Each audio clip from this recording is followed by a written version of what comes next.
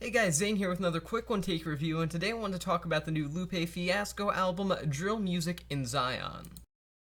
Drill Music in Zion is the latest studio album from the man who, y'all don't know, goes by the name of Lupe Fiasco.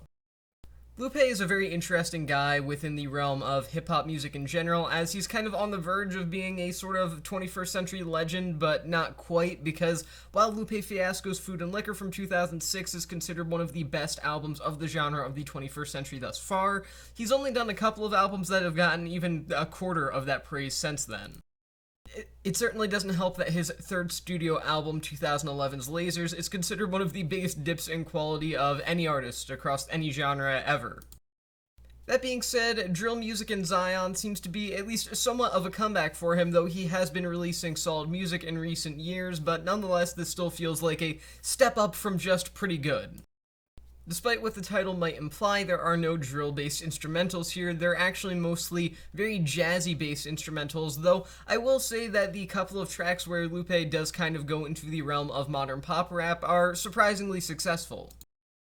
Don't get me wrong, Lupe Fiasco is a pop rapper through and through for the most part at least, but the greatness of his late 2000s efforts were definitely relying on the sound of late 2000s pop rap, and well, late 2000s pop rap is very different than early 2020s pop rap, if you know what I mean. Not saying there's a huge difference in quality or anything, both are absolutely great and have some stunning releases and some garbage releases alike, but nonetheless I just wasn't exactly sure how he was going to adapt to this newer sound, but those tracks work out very well overall.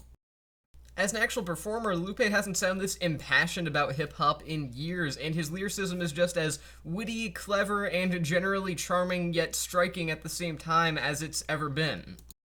In fact, I would go as far as to argue that this is Lupe's finest moment as a performer in quite literally decades, at least over a decade. And overall, I just feel like I'm going to have to give this 4 stars out of 5. And my one take on this record is that this is without a doubt Lupe Fiasco's best album in years, and perhaps, although this might be a slightly controversial statement, as he certainly does have some other well-loved albums to say the least, this is his most cohesive and well-put-together album since Food and Liquor way back in 2006, his debut. I'd obviously recommend this to previously established fans of Lupe Fiasco, but anyone who's a fan of like any sort of alternative hip-hop, not super crazy underground or anything like this, don't go into this expecting Cannibal Ox beats or anything like that, but definitely people who are into the more alternative side of things, this is highly recommended for them. And even people who just kind of want something that's a sort of promising comeback record from a major or at least once major artist, this is recommendable as well. I mean, hey, maybe 2022's the year of hip-hop quality comebacks. I mean, Logic finally actually made another good album after, what, like 3 bad albums or something like that with Vinyl Days, and now Lupe Fiasco's back with a really great album that I would highly recommend. So again, 4 stars out of 5, and with that being said, that's the end of this quick review, and I'll see you guys in the next one.